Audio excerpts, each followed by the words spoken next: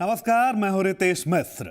पुरवैया crime special में आज बात करेंगे खत्म हुई इंसानियत के घरौंदे पर 2015 के बसेरे के बारे में। कैसे खाक हो गई इंसानियत, और बात करेंगे दहेज के दानवों के बारे में भी। तो आइए शुरू करते हैं पुरवैया क्राइम स्पेशल।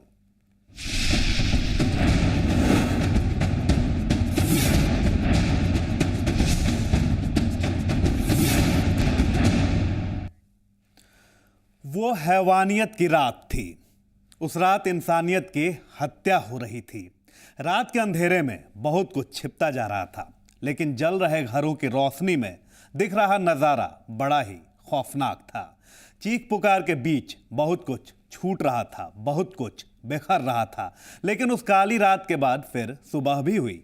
सुबह के उजाले में बहुत कुछ होने भी लगा। हम आपको दिखाने जा रहे हैं खत्म हुई इंसानियत के घरौंदे पर 2015 का बसेरा।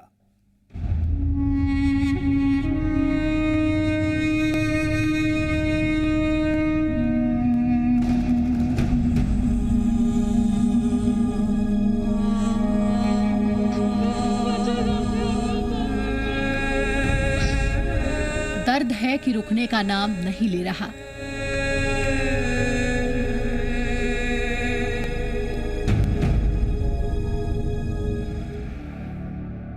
आंखों से बह रहे आंसू दर्द के साथ उस रिश्ते को बयां कर रहे हैं जो हैवान बनी उस भीड़ ने दिए हैं।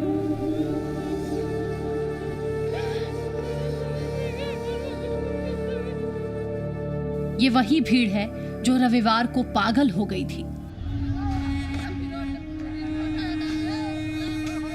ये भीड़ मुजफ्फरपुर के अजीजपुर में पागल हो गई थी।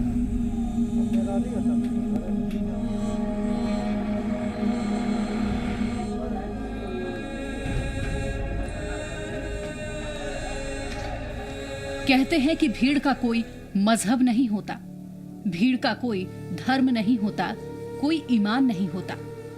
रविवार को भी इकट्ठा हुई भीड़ का कोई एक चेहरा नहीं था। वो लोग बस सब कुछ खत्म कर देना चाहते थे, सब कुछ तहस नहस कर देना चाहते थे। उनके सिर पर मानो तबाही का ही भूत सवार था। उनके हाथ तबाही मचाने के दरमियान जरा भी नहीं कांपे।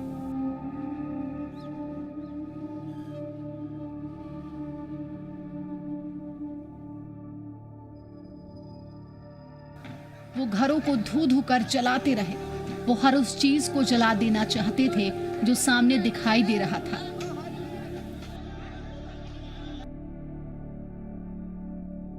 लेकिन तबाही फैलाने वाले उन हाथों को ये पता नहीं था कि वो इंसानियत को आग लगा रहे हैं। वो अमन चैन को आग लगा रहे हैं। वो भाईचारे को जला रहे हैं। हाय रे इंसान, अपना ही दुश्मन बन गया। खुद को ही मिटाना चाहता है, खुद को ही मिटाने में लगा है। आदमी बहुत है, लोग सब पैदल, सब दौड़ते रहिए। मौगी मर्दावा सब दौड़ते रही भर भर मैदान के गा। दौड़ते सब अड़ैया सब गा घींच घींच के मारे लगली, फूके लगली। तो इतना इतना को बच्चा लेके करी पुतो सके कि भागा यहाँ से। सब भाग गया को नहीं करिया गा, नुकाइत नुकाइत तो अभी अयलक है सब। यहाँ के परिवार के सब लोग है कि कुछ गायब है? हाँ, अभी एगो बड़का बेटा न हैगा, तब गा वही न हैगा। भीड़ की हैवानियत का शिकार हो जिसने अपना सब कुछ खो दिया है, जिसने अपनों को खो दिया है, जिसने दर्द के साथ रिश्ता अब जोड़ लिया है। उन हाथों को, उन आंखों को, दर्द के उन किरदारों को अब अधिकारी ढांढस देने में जुटे हैं।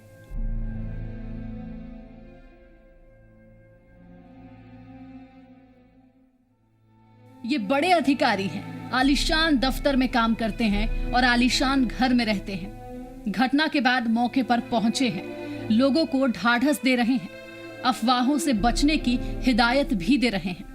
लोगों को अफवाह से बचना चाहिए। इस तरह के माहौल में अफवाहें बहुत होती हैं।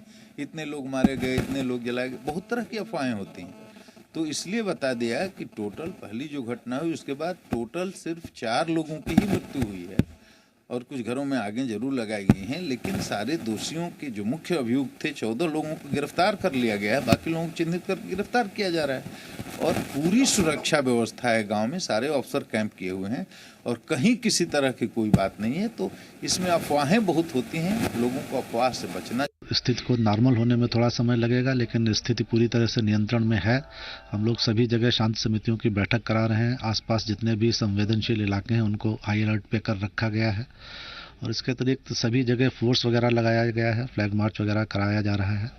और आपके चैनल के माध्यम से हम लोगों से अपील करेंगे कि वो किसी तरह की अफवाहों पर ध्यान बिल्कुल नहीं दें और दोनों पक्षों के जो भी दोषी लोग हो रहे हैं उन पर अभी 14 गिरफ्तारियां हो चुकी हैं। हम लोग लगातार कार्रवाई कर रहे हैं और कड़ी से कड़ी कार्रवाई करेंगे, किसी भी दोषी को हम लोग नहीं छोड़ेंगे।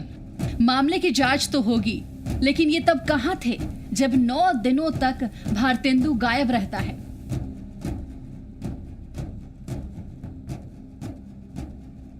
तब कहां थे जब उसकी हत्या हो रही थी।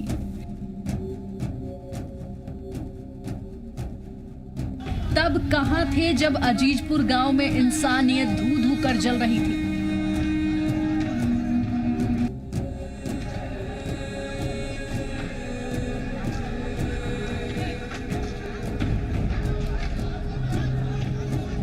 लेकिन अब ये आ गए हैं, अब सब कुछ ठीक हो जाएगा, आरोपी पकड़ लिए जाएंगे।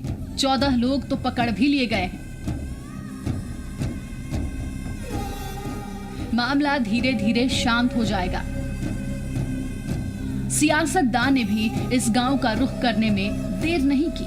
करीब करीब सभी पार्टी के लोग अजीजपुर पहुंच चुके हैं। नहीं पहुंचेंगे तो 2015 में क्या मुंह दिखाएंगे। लेकिन सवाल वही है कि जिनके घर जले हैं, जिनके अपने बिछड़ गए हैं, वो किसी के भी आने से अब नहीं लौटने वाले।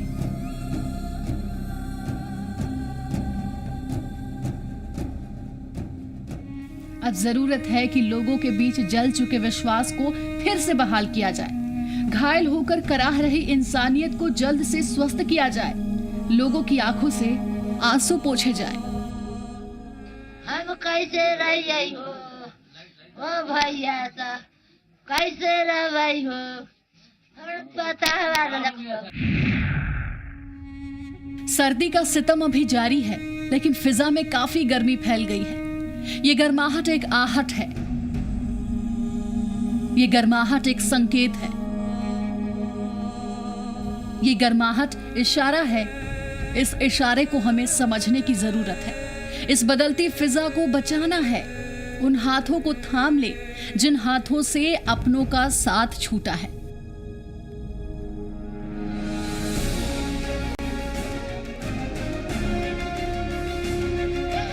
उन आंखों से आंसू पोंछ ले जिन आंखों ने अपनों को बिछड़ते देखा है और उन गुनहगारों को बेनकाब करें जिनके हाथों ने केवल बस्तियां ही नहीं उजाड़ी बल्कि इंसानियत का घरौंदा भी खाक कर दिया।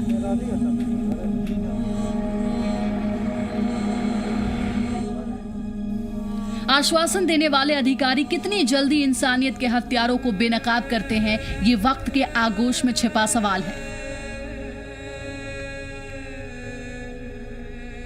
लेकिन उठ रहे धुएं के बीच बहुत कुछ ऐसा भी है जो खो रहा है। हमें खो रहे इस इंसानियत को बचाना है ताकि इंसानियत कहीं गुमशुदा न हो जाए। अरुण श्रीवास्तव, जी मीडिया, मुजफ्फरपुर।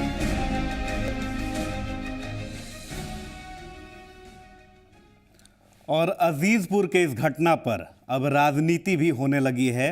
जो भी नेता हैं इस पर अब राजनीतिक रोटियां सेकने लगे हैं। दिखाएंगे ये भी, लेकिन एक छोटे से ब्रेक के बाद।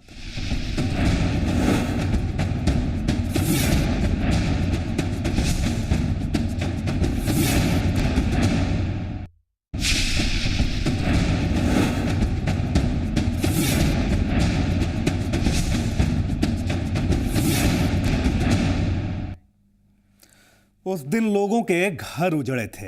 आंकड़ों में लोगों की खाक हुई जिंदगियां दर्ज हो रही थीं। अजीजपुर में खाकी और खादी भी पहुंचने लगी। आग की राख अभी ठंडी भी नहीं हुई थी। इस तपिश में बहुत कुछ पकने भी लगा था।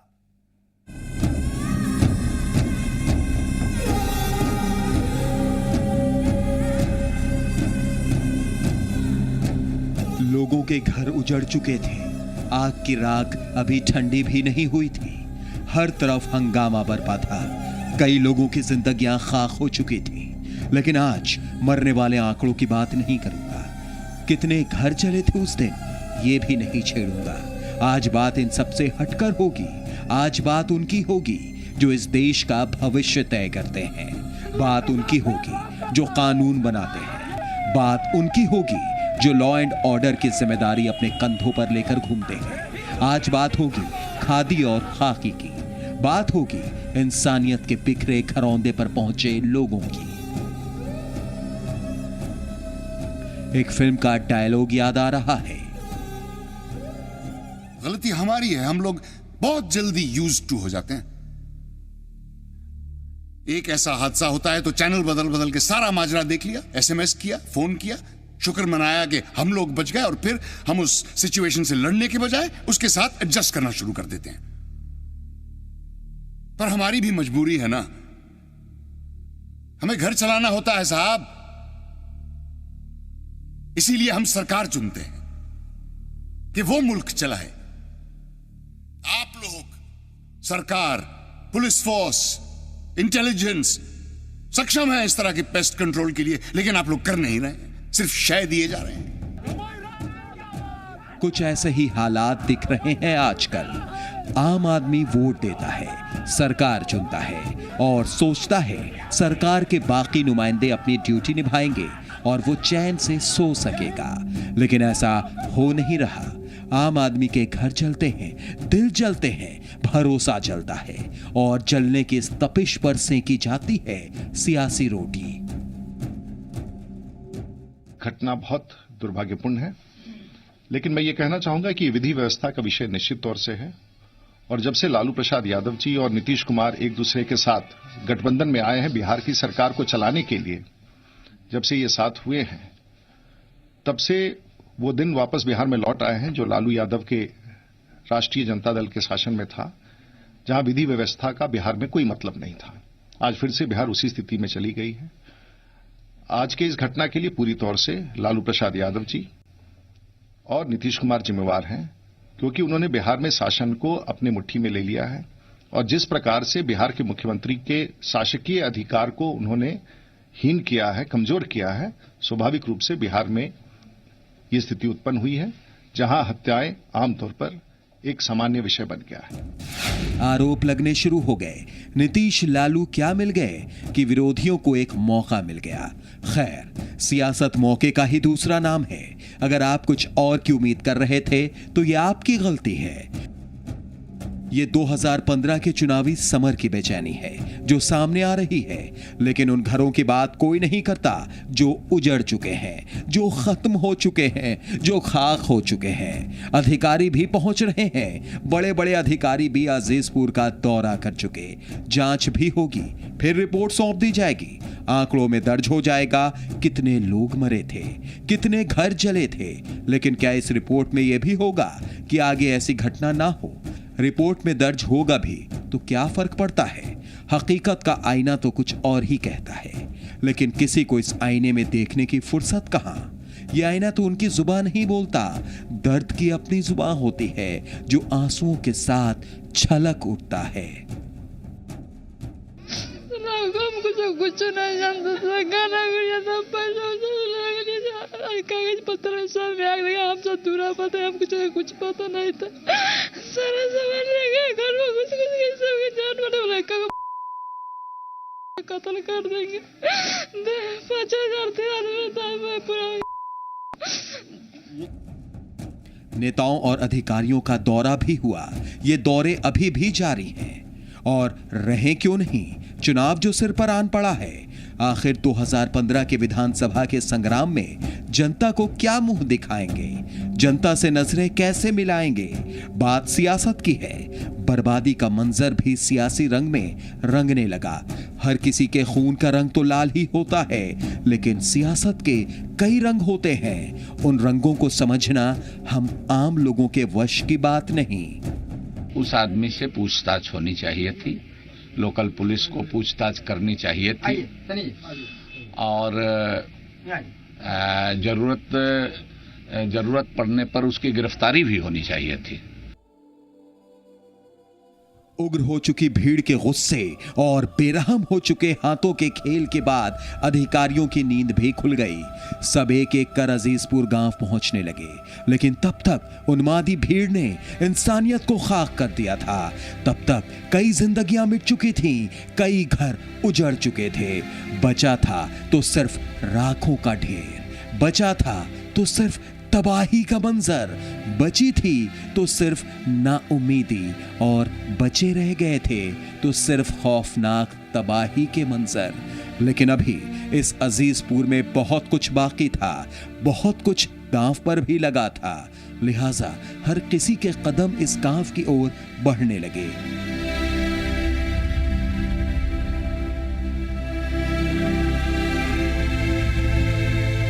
तरह से कंट्रोल में है, सब लोग मिलजुल करके हैं। हाँ, लेकिन जो कैजुअलिटी हुई है या जो इंजर्ड हुए हैं या जो बर्बादी हुई है, उस पर सरकार भरपूर सहयोग कर रही है। और सबसे बड़ी बात है कि हम बहुत जल्द इस पूरे घटनाक्रम पर मुख्यमंत्री ने जो जांच कमेटी बैठाए हैं, वो उसका फलाफल का इंतजार कर रहे हैं। और इस घटनाक्रम में कहीं भी चूक हुई है या कुछ गैप हुआ है, तो निश्चित रूप से जो दोषी पाए जाएंगे, सरकार बड़ी कड़े से निपटेगी। इस घटना के बाद इलाके के थानाध्यक्ष को हटा दिया गया। भारतेंदु केस की जांच कर रहे अधिकारी और सर्किल इंस्पेक्टर को लाइन हाजिर कर दिया गया। डीएसपी के खिलाफ जांच चल रही है। हो सब कुछ रहा है, लेकिन काफी देर से। अगर ये अधिकारी पहले से हरकत में आ गए होते तो आज तबाही का ये मंजर हमारे और आपके सामने ना होता। उजड़े हुए घर बर्बादी की दास्तान नहीं सुना रहे होते। हरे भरे खेतों में खाकी के जूते चहलकदमी नहीं कर रहे होते। यहां भी चमन होता और अमन होता, लेकिन ऐसा हो ना सका। शायद किसी को आईना देखना गंवारा नहीं। अरुण श्रीवास्तव, जी मीडिया, मुजफ्फरपुर।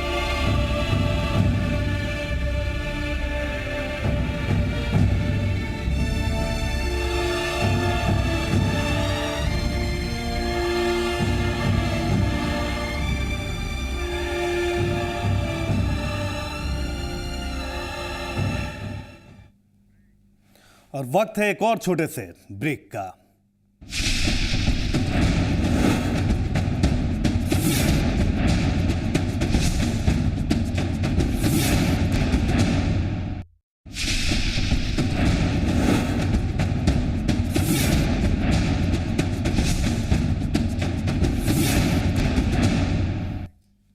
ब्रेक के बाद एक बार फिर से पुरवैया क्राइम स्पेशल में स्वागत है आपका। सीतम के साए में गुजर रही थी उसकी जिंदगी। हर एक दिन लगता था कि जैसे मौत से बचकर मिली हो उसे जिंदगी। लेकिन एक दिन ऐसा भी हुआ कि उसके अपनों ने ही उसका साथ छोड़ दिया और फिर वो पहुंच गई अस्पताल।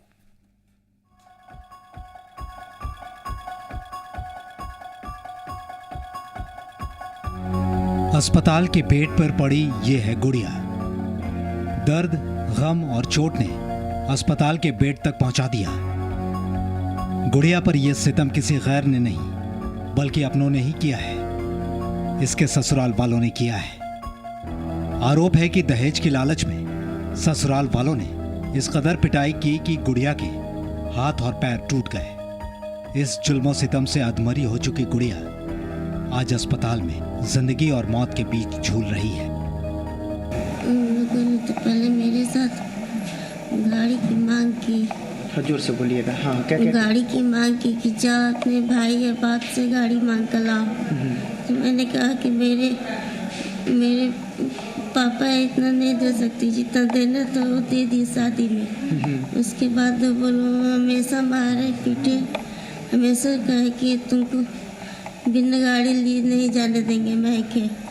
तब भी पहुँचा है एक दो बार, फिर भी उन लोग का गाड़ी और पैसा सिकड़ी के से मांग करते रहते हैं। ये मामला है रोहतास जिले का, जहां के विक्रमगंज थाना इलाके के दुर्गाडीह गांव की रहने वाली है गुड़िया। ससुराल वालों पर आरोप है कि उन लोगों ने अपने जुल्मों सितम ढाने के बाद गुड़िया को उसके मायके लाकर छोड़ दिया। 1.5 साल जब अच्छे से बीत गया तो ये लोग मतलब छोटी छोटी बातों को लेकर मारना पीटना, ऊपर से किसी किसी चीज़ का मजाक में मांग करना, तो उतना सीरियस नहीं लिया गया। फिर उसके बाद में इस महीने में 14 और 15 16 के बीच में इनको बुरी तरह से पीट के और फिर उनको 17 तारीख की रात में पहुंचा के और लोग भाग गए। घर पे ला के छोड़ दिए थे। हाथ तो दोनों टूट गया है, पूरा आँख पर सूजन, काला, और बाल भी नोचा गया है उनका। और इनको मतलब कि 3-4 महीने से प्रताड़ित किया जा रहा था। ससुराल वालों की बढ़ती जा रही मांग के सामने लड़की वालों की हिम्मत टूटने लगी थी। जिस गुड़िया की शादी 2011 में बड़े धूमधाम से हुई थी, उसका अंजाम ऐसा होगा किसी ने नहीं सोचा था। गुड़िया के पति आशुतोष मिश्र ने शादी के 1.5 साल के बाद से ही इस पर जुल्म ढाना शुरू कर दिया। इस घटना की जानकारी मिलते ही सामाजिक कार्यकर्ता और महिला हेल्पलाइन से जुड़े सदस्य अस्पताल पहुंचे। मामले की गंभीरता को देखते हुए दोषियों पर कड़ी कार्रवाई की मांग की। जो अभी मैं देख रहा हूँ इस महिला का जिसके साथ जो घटना हुआ है, यह बिल्कुल अमानवीय घटना है। और इनके अनुसार जो बताया जा रहा है कि इनके ससुराल वाले लोग दहेज के लिए प्रताड़ित करते थे और मारकर इनका हाथ तोड़ दिए हैं, सर पे भी चोट आया है, आंख पे भी चोट हम देख रहे हैं। तो हमको ऐसा लग रहा है कि ऐसे दरिंदे को सजा मिलनी चाहिए। अब FIR हो गया है, अब पुलिस अनुसंधान करेगी। और दहेज के लिए जो इस तरह की घटना हो रही है, ये समाज में बड़ी दुखदायी घटना है। पीड़ित लड़की का बयान दर्ज करने के बाद पुलिस ने जांच शुरू कर दी है। भरोसा दिलाया गया है कि इसे इंसाफ दिलाया जाएगा। इस मामले में हम लोग रिपोर्ट ले रहे हैं। रिपोर्ट लेने के बाद में इसमें जो भी लोग हैं इंफॉर्मेशन ले करके उन लोगों का उसके ऊपर हम लोग कार्रवाई करेंगे और उसमें जो भी तरीके का मेडिकल लीगल कार्रवाई होगी उसको देखा जाएगा। सबसे बड़ा सवाल यह है कि जिसके भरोसे गुड़िया ने 7 जन्मों के सफर का वादा किया था, भरोसा भी उसी ने तोड़ा है। अब उस भरोसे का क्या होगा ये तो बताना मुश्किल है। फिलहाल गुड़िया अस्पताल में भर्ती होकर जिंदगी और मौत के साथ जंग लड़ रही है। रवि मिश्रा, जी मीडिया, बक्सर। और इसी के साथ पुरवैया क्राइम स्पेशल में आज बस इतना ही। रहिए सावधान और होशियार। पुरवैया क्राइम स्पेशल आपको जुर्म से करता है खबरदार। कल फिर जुर्म की कुछ और खबरों को लेकर होंगे हाजिर। तब तक के लिए नमस्कार।